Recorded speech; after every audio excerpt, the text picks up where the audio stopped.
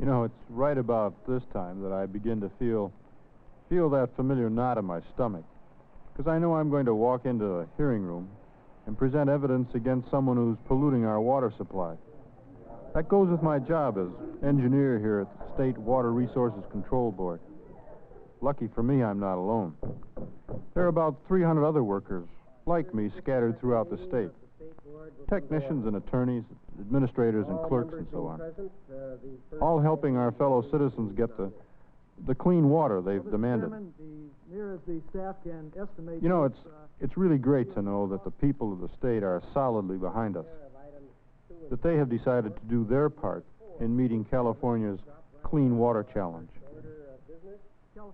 After all, it was the voters who gave us the Clean Water Bond Act of 1970, a $250 million weapon against pollution. And the legislature passed the Porter-Cologne Water Quality Control Act. It's a law that really puts teeth into water quality regulation. Mr. Chairman, the next item on the agenda that I would like This kind of support has really enabled us to take giant strides, both at the state level and through our 9 regional water quality control boards. Item will be the minutes of the last meeting. Look at San Diego Bay, for example. You go there today and you'll find lots of nice things going on. All kinds of activities that appeal to tourists as well as the people who live there.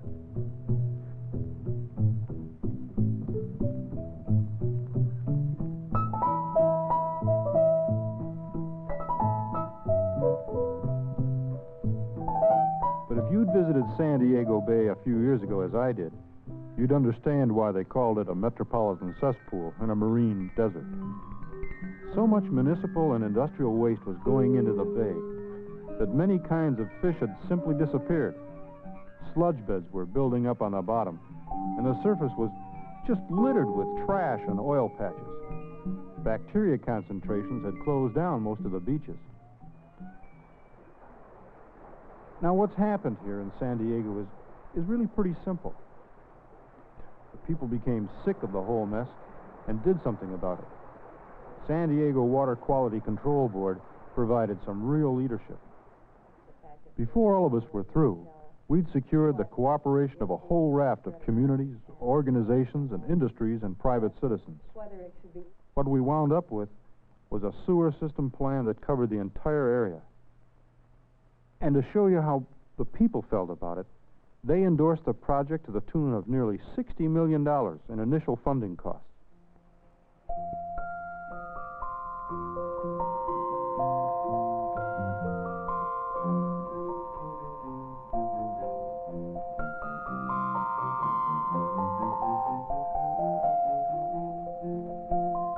As soon as we cut off the major sources of pollution, nature started reclaiming the bay. Fish came swarming back through the inlet, and all sorts of aquatic life began to flourish once again. The soil of Fiesta Island is a happy sort of byproduct of the area-wide sewer system. It's made partly of sludge from one of San Diego's sewer plants, mixed with local sand. This will make it possible to develop the island into a marine park.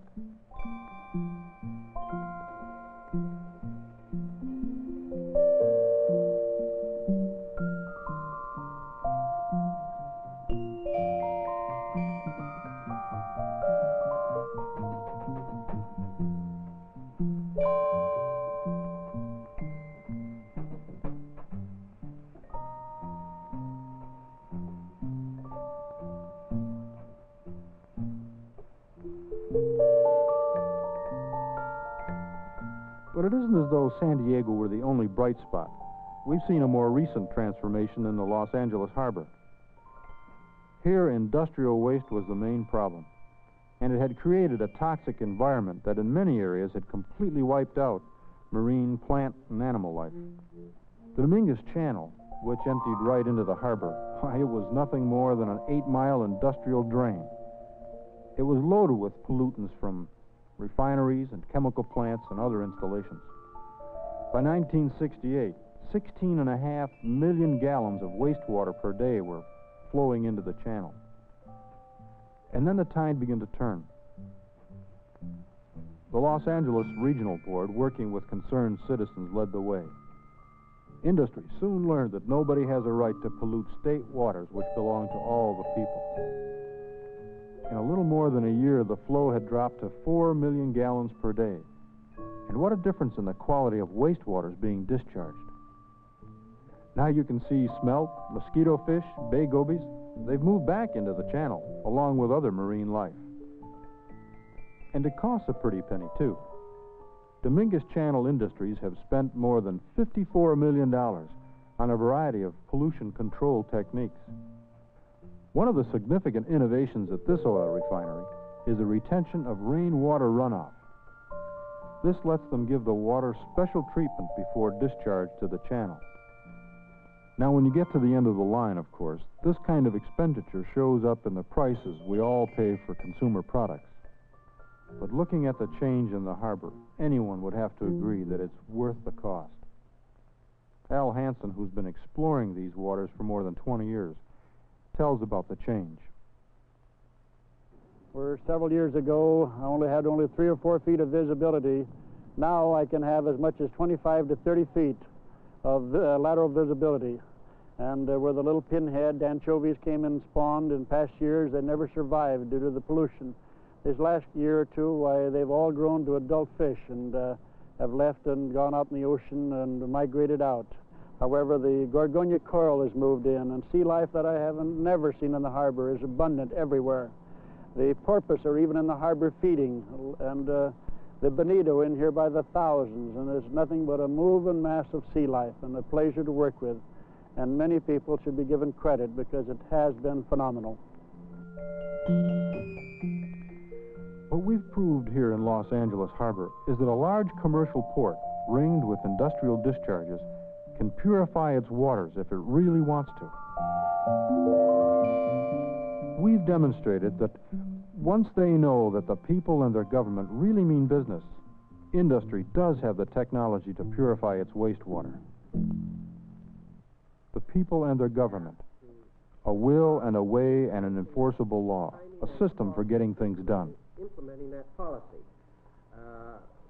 The public participation process begins in the regions. We have 9 of them, generally following watershed boundaries throughout the state. It starts at a public hearing. That's a must whenever a regional board considers a water quality policy or plan or a project. Believe me, there are lots of tough decisions to be made. Balancing water quality standards, economic impact, time factors, and many other considerations. Costs are always a big problem. But fortunately, Californians have indicated they are willing to pay their share. Clean water bonds, matched with federal funds and local money, are hard at work all over the state. And not just on conventional pollution problems either. We're also upgrading treatment and proving out new technology.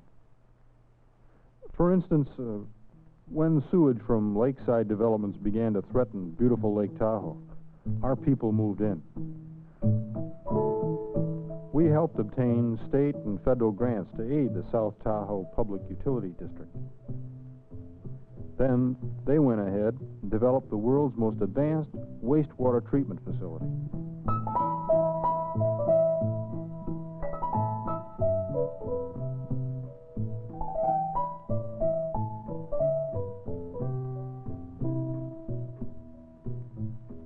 Just think of it. It produces water clean enough for tropical fish and pure enough to drink. But to make doubly sure, South Tahoe pumps the water completely out of the basin, over Luther Pass, and down into Indian Creek Reservoir. This new recreational facility has got to be one of the most dramatic examples in the West of wastewater reclamation and reuse. It's also sort of a peek into the future, because the state board is encouraging this kind of multiple use. Visitors to Indian Creek can enjoy a variety of water sports. The lake covers approximately 160 acres and is well stocked with rainbows. The scenic features of Indian Creek also make it a nice spot to picnic.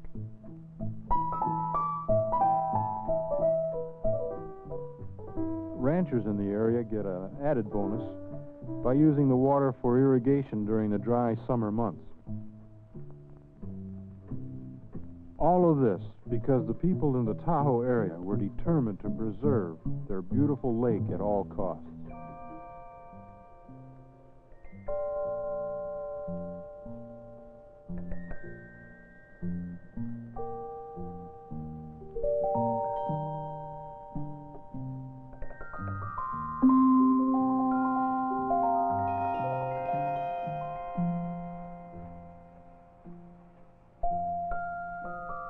Yes, people here in California are reaching for a new level of environmental awareness. They're pushing back the frontiers of the possible. Take the board's statewide plan to upgrade discharges into the ocean. There is a plan. It's a strict plan, the result of a whole year of intensive hearings. It will cost more than $500 million to implement over a 7-year period, but it's now underway. And it can be achieved with today's technology. To put it simply, the plan protects all the beneficial uses of ocean waters, including aesthetic enjoyment. It sets actual numerical limits for wastewater discharges. These apply to all biological, chemical, and heavy metal constituents. The board's ocean plan has no place for outfalls like this near-shore one, where surfers congregate because the water is warm. Another outfall located in shallow water near a beach will soon be abandoned in favor of a modern system. We're hoping to tie this into a large-scale reclamation project. Because of pressure from state and regional boards, the United States Navy has now launched a program to eliminate discharge into all California waters by 1977. This means ships will connect to shore facilities when they arrive in port, and that the Navy will also construct onboard holding tanks. Report of the sub-regional studies. The point is, California is a complex state with complex problems, and we really need sophisticated techniques and procedures to solve these problems. Water district. What I'm thinking about specifically is our long-range goals. Right now, we are developing water quality control plans for each of the state's watersheds, and we count 16 of them throughout California. We call them basin planning areas. Plans call for public hearings throughout the state. When finally adopted, they will be firm water quality control guidelines for the next 30 years. Each basin will then know what facilities and programs are needed to maintain high water quality. The plans also will offer a basic framework to other states and local planners for follow-on planning at the project level. So, you can see why it's important that each citizen makes himself heard. You know, I wish I could say that we've solved all our water quality problems here in California, but that simply isn't the case. San Francisco Bay is an example. The long struggle to clean up San Francisco Bay wastewater discharges continues. The regional board has been hard at work on this problem and has made progress. It recently forced a number of oil refineries to upgrade standards of treatment, and they are under a time schedule to comply. We're getting there, but a great deal still remains to be done. We especially need to upgrade the treatment of municipal wastewater plants that discharge into the bay. That's why we're continuing to spend millions of dollars for planning area-wide sewage treatment and reclamation plants, the hope of the future. We've gone after a great many other problems in our state to improve the quality of our environment. Groundwater contamination is one of them, so we worry about this possibility from solid waste sites, or from saline discharge during oil well pumping operations, by percolation or water seepage from irrigation of crops, or from improper land use causing erosion and siltation that destroy the life systems of stream beds, and from concentrations of animal waste, particularly in dry years when nearly 1 1/3 million cattle are moved onto feedlots. Often we require large holding ponds to prevent contamination of nearby waters.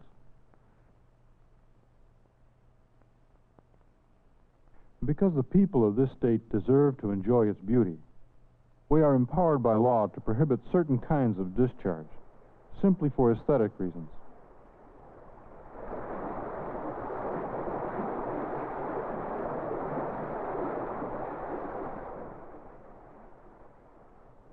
Of the last meeting. Now, just having a law does not guarantee it will be observed.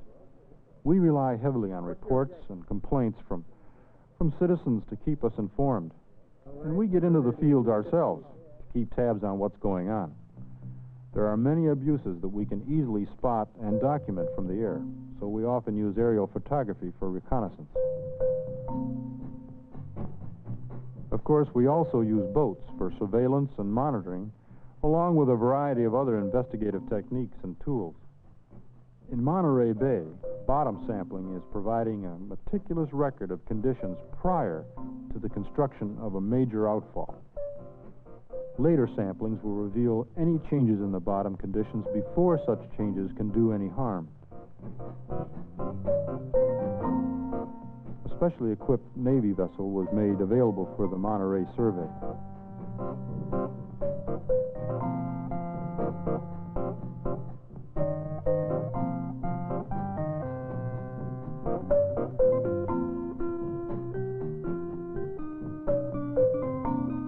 We also use many kinds of laboratory tests to measure such quality factors as dissolved oxygen or coliform bacteria count.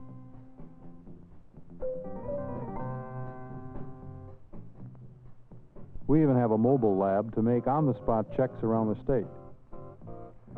But in the final analysis, our greatest strength is citizen support and the toughness of the Porter-Cologne Act. That law subjects polluters to big fines, expensive cleanup programs, and other legal remedies. Often the mere threat of a violation of a waste discharge requirement is enough to prompt action by a regional board. One of the most important... As the citizens of the state continue our water quality program, it makes it possible for us to plan for populations and problems, to test new technologies, to try out exciting experimental programs. For example, reclamation and reuse are featured at the $53 million advanced treatment test facility being developed by the Central Contra Costa Sanitary District. Here, wastewater is being reclaimed for use in the industrial water system that serves this area. While creating a new water supply, it helps to relieve the pollution load on San Francisco Bay. Okay, in grit chambers, then, the normal quantity of... Since even the most sophisticated equipment depends on the skill of operators, the San Marcos Training Center near San Diego is providing a significant service. It's run by the state board with federal funds, approved by the Environmental Protection Agency. Operators, engineers, and administrative personnel can enroll in special courses that supplement classroom instruction with laboratory experience in the training center treatment plant. Item number 2. So now you know some of the challenges facing me and my colleagues on the state and regional boards. Some of the things we are helping the people of California to accomplish. Much has been done, but much remains to be accomplished. We at the state and regional boards, working together, have the programs that will help us turn back the continual challenge to California's water quality. But these programs can only become a reality through an increasing amount of citizen participation and public support. The monumental job facing our small army can only be accomplished if the people will tell us what plans to make, what works to finance, what projects to consider, what kind of water quality they want. After all, it's their clean water challenge.